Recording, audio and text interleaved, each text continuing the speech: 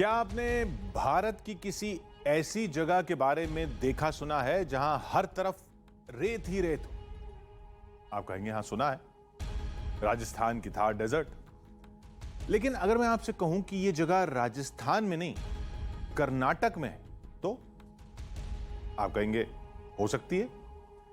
लेकिन अगर मैं ये कहूं कि यह रेगिस्तान नदी के बगल में है, इतना ही नहीं, उस रेगिस्तान के सैकड़ों फीट नीचे एक पूरा शहर छिपा है, तो आप कहेंगे ऐसा हो ही नहीं सकता। नदी के बगल में रेगिस्तान और रेगिस्तान के नीचे एक पूरा शहर। आपको ये सब दावे दादी नानी के किस्से की तरह लग रहे होंगे। कुछ साल पहले तक देश के पुरातत्व विभाग को भी ये कहानियां फर्जी लगती थीं, लेकिन जब सच सामने आया तो उनके भी होश उड़ गए।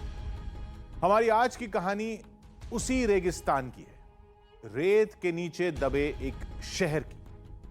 शहर छोड़कर भागने वाले करीब 1500 परिवारों की, एक राजवंश की है, एक ऐसे रहस्य की है जिसे देखकर हकीकत और फसाने का फर्क कर पाना मुश्किल हो जाता है।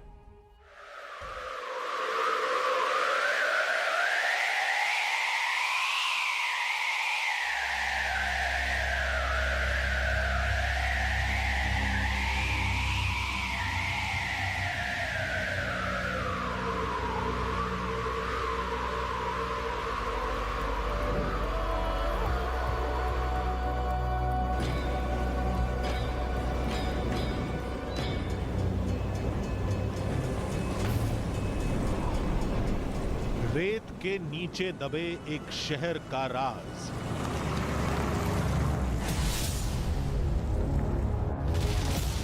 पंद्रह 1500 मकानों की कब्रगाह का रहस्य। यहाँ जो बड़े बड़े चारों तरफ रेत के टीले बने हुए हैं, जब उनको हटा रहे हैं तो नई नई चीजें रोजाना सामने आती हैं। वो साल जब एक शहर दफन हो गया। 400 साल से विज्ञान और विश्वास में उलझे दावे।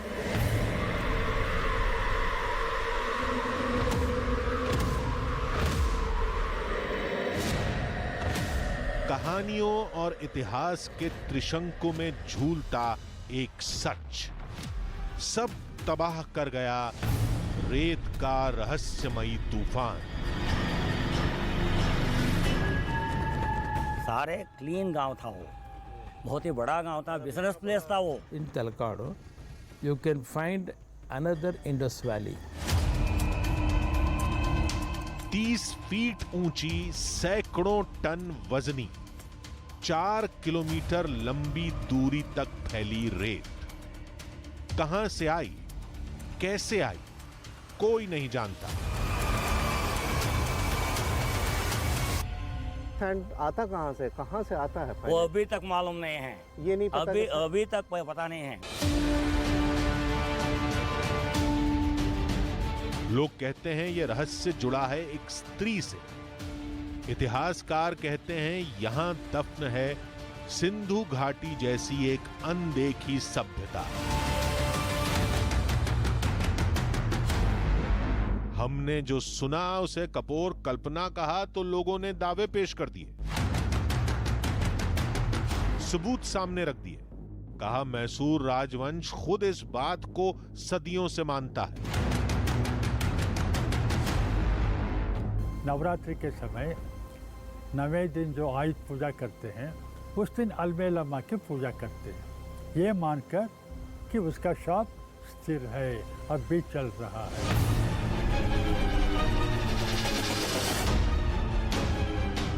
हमारा आज का सफर है बालू की उस बस्ती की ओर जहां परिंदों को बसेरा बनाने की इजाजत है, इंसानों को नहीं।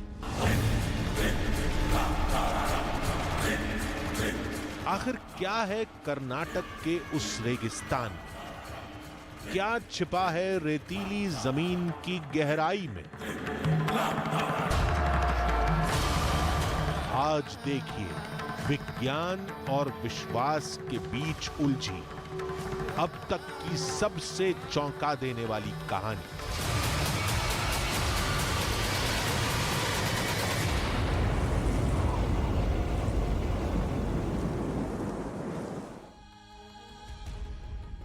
क्या बकवास है ये सब। टीआरपी के लिए कुछ भी दिखाना है। जरूर ये कहानी किसी अंधविश्वास पर टिकी होगी। कुछ यही सोच रहे होंगे ना आप।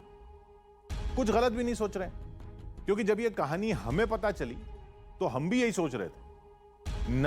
नदी के बगल में रेगिस्तान, और तो और रेगिस्तान के नीचे दबा पूरा एक शहर, सिंधु घाटी जैसी एक पूरी सभ्यता।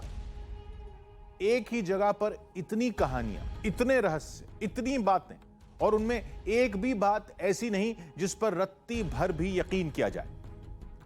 बस हमारे साथ यह समस्या है कि ऐसी हैरत अंगेज कहानी सुनकर पांव रोके नहीं रुकते। तो चलिए हमारे साथ देखते हैं वो रेगिस्तान जिसने पुरातत्व विभाग के भी होश उड़ा रखे।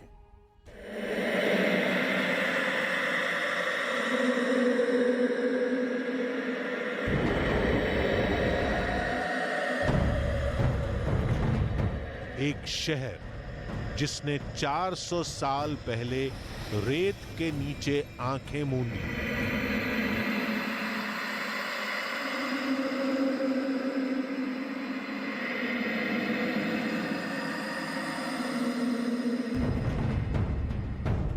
बड़ी कहानियां सुनी थी हमने। कोई कहता है रेत की सुनामी आई और पूरा शहर उसके नीचे दब गया। किसी ने कहा नदी के बगल में रेगिस्तान बन गया। सवाल पूछे तो लोगों ने कहा जाइए खोद कर देखिए, उस रेगिस्तान के नीचे पूरा एक शहर मिलेगा। कहानी सुनने में पूरी फिल्मी लगती है। वहां कोई शहर कभी था भी या नहीं, या ये कोई मनगढ़ंत कहानी है। कुछ भी हो जाए, इस सच का तो हम पता लगाकर ही रहेंगे। इसी सोच में गुम रास्ता कट गया और आखिरकार मंजिल हमारे सामने थी।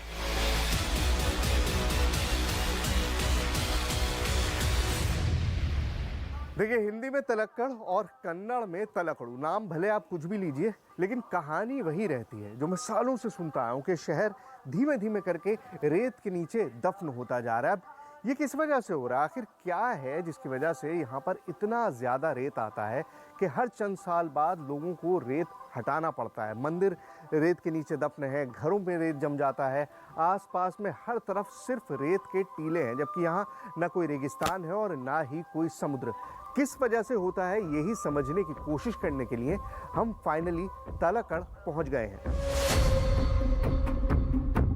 हमने खूब देखा, बहुत तलाशा, लेकिन ये क्या, यहां तो कुछ नहीं है। रेत में दफन शहर दिखना तो दूर की बात, यहां तो दुकानें हैं, मकान हैं, सब कुछ मौजूद है, किसी आम बस्ती की तरह। और उनके ऊपर तो इंच बराबर की भी रेत नहीं है। क्या सारे दावे, सारी कहानियां झूठी थी? हमने पूछा तो लोगों ने कहा कि आप गलत जगह खड़े हैं, ये तो नया तलाकड़ू है। आज से 400 साल पहले जब तलाकड़ू को रेत धीरे धीरे निगल रही थी, तब वहां के लोग जान बचाकर यहां भाग आए थे और यहां नया तलाकड़ू शहर बसा लिया था। इस शहर पर भी रेत आती रहती है। लोगों ने बताया कि पुराने तलाकड़ू की रेत के नीचे उनके पुरखों का शहर आज भी दबा है। भरोसा ना हो तो खुद जाकर देख लीजिए। सोचा आज इस दावे से दो दो हाथ कर ही लेते हैं और हम उनकी बताई जगह पर पहुंच गए, यानी पुराने तलाकड़ू में। और फिर जो दिखा उसे हम भी देखते ही रह गए।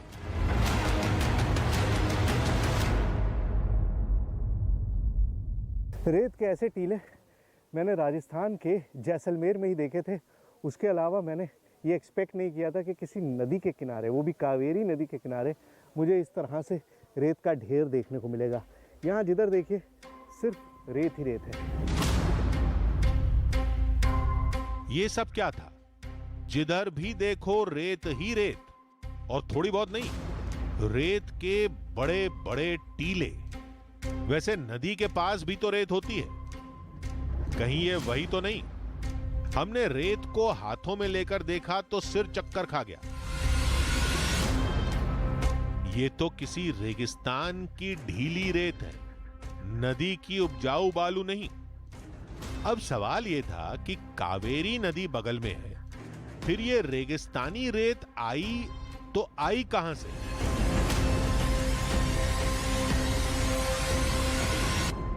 देखिए, आप कहानी सुनकर आते हैं, किस्से सुनकर आते हैं, लेकिन वो कहानी किस्से एकदम सच लगने लगते हैं जब आपको इस तरह का कुछ दिखाई देता है। मैं सुनकर आया था कि तलक्कड़ करके एक जगह है जहाँ पर रेत जमा होती रहती है और लोग उसे निकालते रहते हैं, लेकिन यहाँ पर आते ही जो पहली चीज़ दिखी है उस पर साफ साफ लिखा है सैंड ड्यून्स तलक्कड़। मतलब ये बात तो कन्फर्म हो गई कि जो कहानी मैंने सुनी थी कि तलक्कड़ के अंदर सैंड ड्यून्स बनते रहते हैं, रेत जमा होती रहती है, वो बिल्कुल ठीक है, लेकिन मुझे वजह नहीं पता थी। अब यहाँ आते ही इस बोर्ड ने वजह भी बता दी। यहाँ पर एक लेडी का नाम है अलमेलम्मा और उनके 3 कर्सेस, 3 श्राप दिए थे अलमेलम्मा ने, और उसकी वजह से ये पूरा रेत में बदल गया। अब इस श्राप का असर सिर्फ तलक्कड़ में हुआ है या जैसा यहाँ पे लिखा है कि वोडियार परिवार जो है, जो राजघराना है मैसूर का, उस पर भी इसका असर हुआ है। आइए चलते हैं और देखते हैं। आखिर अब ये नई बला क्या थी? ये महिला अलेमल्ला कौन है? हम तो रेत में दबा शहर तलाशने आए थे, फिलहाल वो तो मिला नहीं, लेकिन उल्टा ये नई पहेली हमारे गले पड़ गई। अब शुरुआत कहीं से तो करनी थी, तो चलिए यही पहेली सही। इसलिए हम चल दिए इस मंदिर की ओर।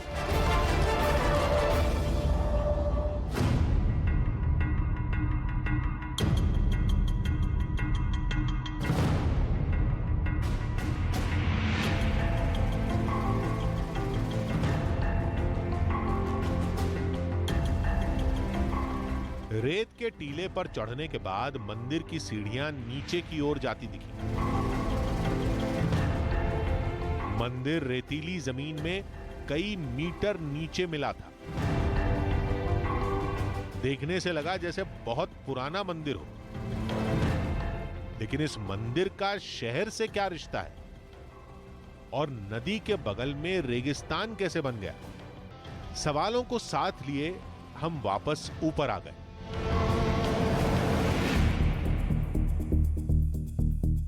अब कहां जाएं, क्या करें, किससे पूछें? ये सोच ही रहे थे कि तभी दिखा एक और मंदिर।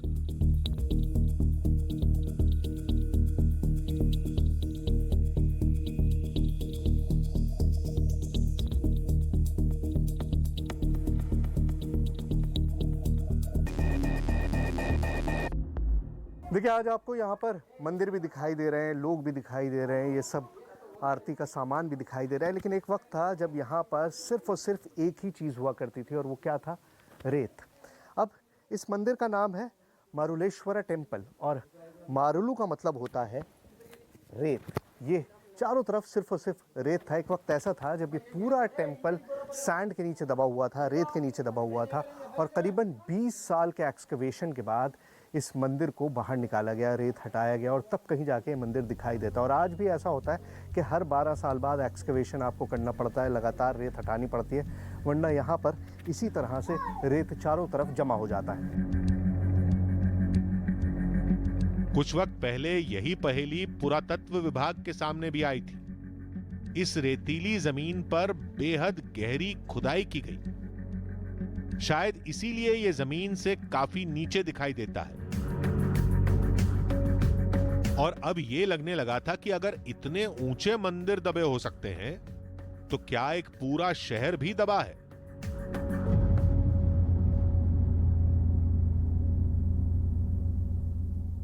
अब आपको आज जो दिखाई दे रहा है उससे कहीं ज़्यादा बड़ा ये शहर कभी रहा होगा, क्योंकि आज भी एक्सकवेशन जब होता है, जब रेत को हटा रहे हैं, यहाँ जो बड़े बड़े चारों तरफ रेत के टीले बने हुए हैं, जब उनको हटा रहे हैं तो नई नई चीज़ें रोज़ाना सामने आती हैं। अब इन सारी मूर्तियों को लीजिए, ये मूर्तियाँ यहाँ पर पहले नहीं थी, लेकिन जब जब रेत हटाया जाता है या हवा से कहीं या पानी से रेत हट जाता है तो नई नई चीज़ें निकल के बाहर आ जाती हैं। इसका मतलब ये है कि इस मंदिर कॉम्प्लेक्स के अलावा भी किसी ज़माने में बहुत बड़ा शहर यहाँ पे रहा होगा, जो पूरा का पूरा रेत के नीचे दब चुका है। जहाँ कदम रखिए वहाँ पर रेत है, और रेत को थोड़ा सा कुदेद दिए तो इस तरह की मूर्तियाँ सामने आ जाती हैं। यह भी तो हो सकता है कि सदियों पहले ये मंदिर ऐसे ही बनाए गए हों, यानी रेतीली जमीन की खुदाई की गई हो और फिर मंदिर बनाया गया हो, और बाद में जब पुरातत्व विभाग ने इसे तलाशा तो लोगों ने नीचे पूरे एक शहर के दबे होने और शराब की कहानी बुन दी।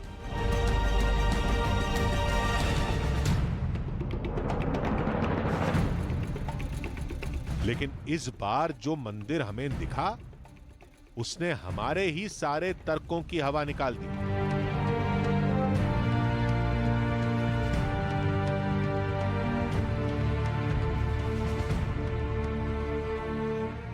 अगर आप अपना एक मंजिल या 2 मंजिल का भी घर बनाते हैं तो उसकी कितनी बुनियाद रखते हैं? अगर आपको नहीं पता तो आर्किटेक्ट से पूछिएगा, वो आपको बताएगा कि अमूमन 6 फीट, 8 फीट, 10 फीट, इससे ज़्यादा गहरी बुनियाद की ज़रूरत नहीं होती, क्योंकि इमारत ज़्यादा ऊंची नहीं होती। लेकिन मेरे पीछे ये जो मंदिर है ये करीबन 50 फीट ऊंचा है, और ऐसे में इसको बहुत गहरी और बहुत मजबूत बुनियाद की ज़रूरत है। और ऐसी बुनियाद अमूमन रेत में नहीं बन सकती, क्योंकि रेत में इसको वो बुनियाद नहीं मिलती कि आप इतनी ऊंची इमारत खड़ी कर सकें। और हिस्ट्री भी यही बताती है, इतिहास के मुताबिक ये मंदिर 12वीं शताब्दी में बना है, मतलब करीबन 400 साल पहले। और उसके बाद ये पूरी तरह से रेत में दफन हो गया, और फिर एएसआई ने रेत को साफ करके इसको एक्सकेवेट किया, और तब जाके पता चला कि एक इतनी बड़ी इमारत रेत के नीचे दफन है।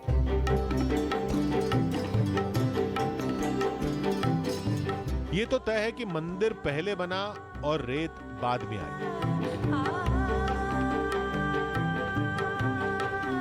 लेकिन क्या यहां वाकई मंदिर के साथ शहर भी था?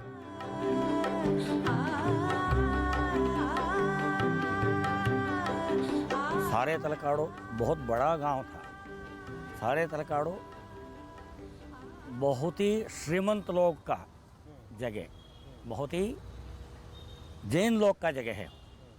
अच्छा, और उससे पहले यहाँ पे कोई सैंड नहीं था, रेत नहीं था? नहीं था, सारे क्लीन गांव था वो। बहुत ही बड़ा गांव था, और अब बिजनेस इतना प्लेस बड़ा- था वो। चलिए मान लिया यहां शहर था, फिर अचानक रेतीला तूफान आया और सब कुछ खत्म हो गया। एक सवाल और था कि कर्नाटक के इस हिस्से में रेत आई तो आई कहां से? पानी के साथ आता है, सैंड के हवा के साथ आता है, कैसे? हवा के साथ आता है, हवा के आसपास साथ कोई है। रेगिस्तान तो क्योंकि ये सैंड यूजलेस सैंड है। कावेरी का सैंड यूजफुल सैंड है, लेकिन मंदिर के आजू बाजू कोई सैंड है ना, वो यूजलेस है। क्यों? सॉफ्ट सैंड है, अच्छा, बिल्डिंग बना सकते नहीं है। सैंड आता कहाँ से आता है? वो अभी तक मालूम नहीं है, ये नहीं पता अभी तक पता नहीं है, हाँ। किसी भी पता नहीं है। हाँ। आते रहना है, क्लियर करते रहना है।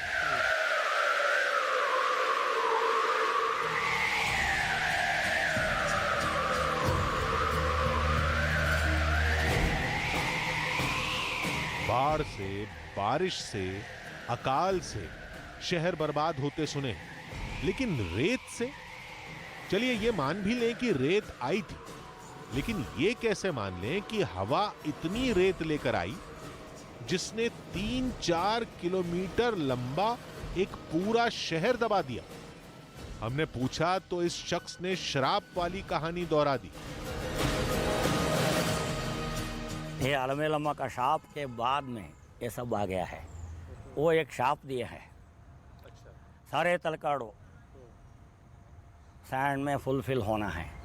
और मालंगी नाम का एक ग्राम है, वो ग्राम के आजू बाजू कावेरी रिवर जाने वाला, वहाँ पे कौन तो भी स्नान किए हैं वो मर जाना। और मैसूर वंशस्थ लोगों को बच्चे नहीं होना। तलाकड़ू में रेतीले कब्रिस्तान का रहस्य सुलझा नहीं था, ऊपर से ये श्राप वाली कहानी। रहस्य सुलझने के बजाय और उलझ गया, लेकिन शायद मालंगी में हमें इसे सुलझाने का कोई सिरा मिल जाए। ये सोचकर हम मालंगी की ओर चल दिए।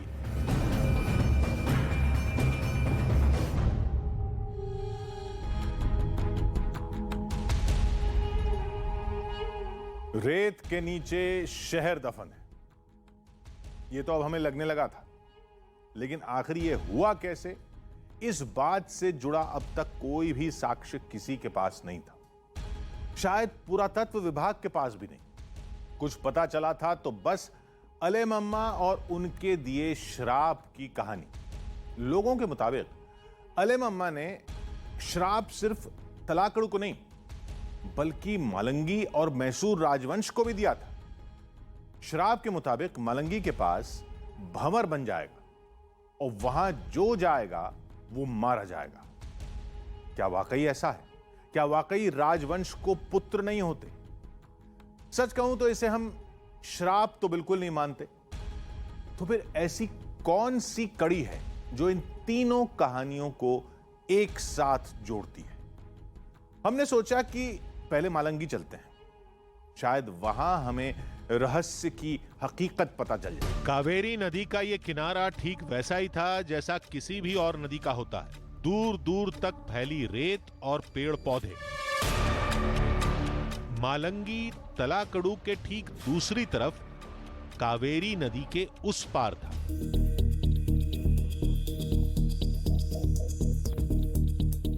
कहते हैं श्राप यह था कि मालंगी के किनारों पर बड़े बड़े भंवर बनेंगे और जो उसमें फंसेगा वो मारा जाएगा। हम भी भंवर में फंसे, लेकिन वो छोटा था और हम बच गए। श्राप किनारों पर भंवर बनाएगा, तो सोचा किनारे चलकर देखते हैं भंवर हैं भी या नहीं। देखिए, जब अमूमन नदी इतनी शांत होती है और इतने सुकून से गुजर रही होती है तो उसमें व्हर्लपूल्स यानी कि भंवर नहीं बनते। लेकिन कावेरी नदी के इस किनारे पे आपको मेरे सामने दिखाई दे रहा होगा कि किस कदर भंवर बन रहा है पानी के अंदर। हो सकता है कि कैमरे पे वो चीज़ दिखाई ना दे, लेकिन मुझे अपनी आंखों से नज़र आ रहा है कि पानी के अंदर बहुत ज़्यादा मूवमेंट है, जबकि पानी में मूवमेंट होना नहीं चाहिए। एक शांत सा किनारा है, कहीं पे भी कोई क्लिप्स नहीं है, कोई ऊंची पहाड़ी नहीं है, लेकिन उसके बावजूद भी पानी बहुत तेज़ी से जगह जगह घूम रहा है। और ये वो जगह है जहाँ पर सुसाइड किया गया था, जहाँ पर आत्महत्या की गई थी। और ये मेरी आंखों से दिख रहा है, नज़र आ रहा है। इतनी हिम्मत नहीं है कि मैं पानी में जाने का अटेम्प्ट करूं, लेकिन नज़र आ रहा है कि चारों तरफ भंवर है पानी के अंदर, व्हर्लपूल्स हैं। बहुत बड़े भंवर तो नहीं मिले, इसलिए सोचा मालंगी के लोगों से ही पूछ लिया जाए। इस वक्त मैं मालंगी गांव में हूं। तलक्कड़ गांव से बिल्कुल ऑपोजिट बैंक पर है कावेरी के।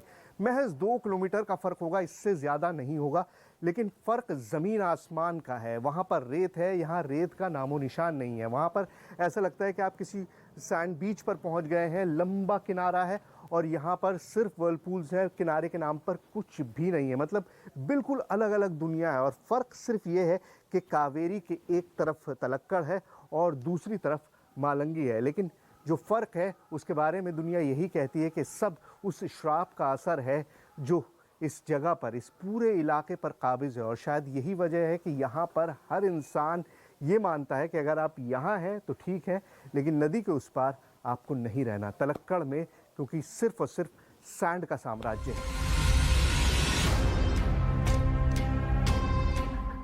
हमने तमाम कोशिश की, लेकिन लोगों ने श्राप तो दूर अमेलम्मा का नाम तक नहीं लिया। वो डरते हैं कि कहीं उसके श्राप का असर तलाकड़ू की तरह मालंगी को भी ना खत्म कर दे।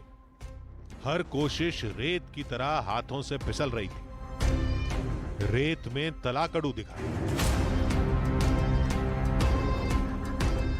भंवर से कांपता मालंगी भी दिखा। तो क्या मैसूर के राजाओं पर भी श्राप का असर हुआ?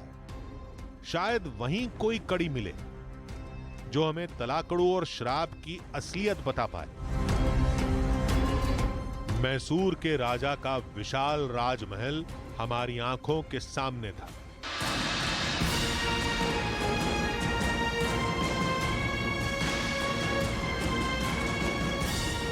सैकड़ों साल के इतिहास का साक्षी और शायद अमेलम्मा के श्राप का भी।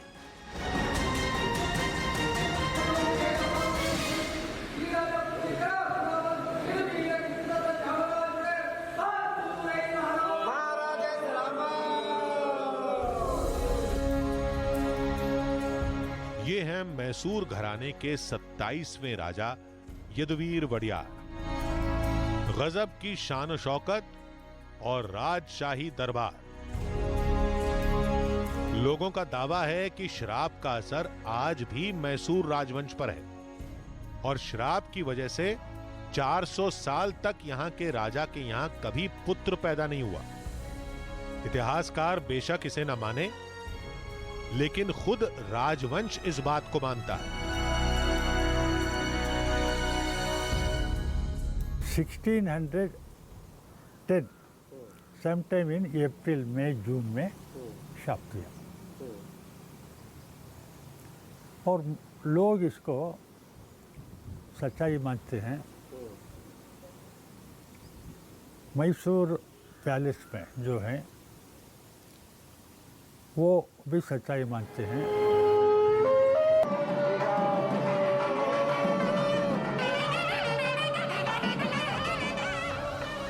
यदुवीर से पहले श्रीकांत दत्ता नरसिम्हा राजा थे। उनके कोई पुत्र नहीं था। श्रीकांत दत्ता की मौत के बाद उनकी पत्नी प्रमोदा देवी ने यदुवीर को रिश्तेदार से गोद लिया था और यह गोद लेकर राजा बनाने का सिलसिला 400 साल से जारी है। यानी 400 साल से वडियार घराने में कभी किसी राजा को लड़का पैदा नहीं हुआ था। कोई मेडिकल कंडीशन थी या महज संयोग, ये कोई नहीं जानता, लेकिन 2017 में कुछ हुआ जिसने इन दावों को कमजोर कर दिया।